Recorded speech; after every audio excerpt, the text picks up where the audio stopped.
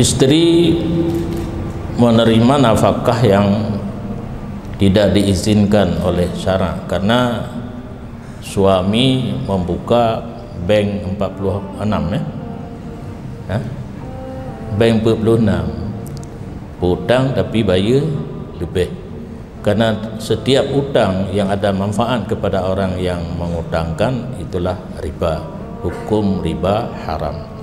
Hukum harta yang haram tidak dimiliki oleh sang suami, kemudian dia memberikan nafkah kepada anak dan istri dengan uang yang tidak dia miliki, karena uang tersebut uang yang haram, itu tidak sah dimiliki oleh suami, oleh istri.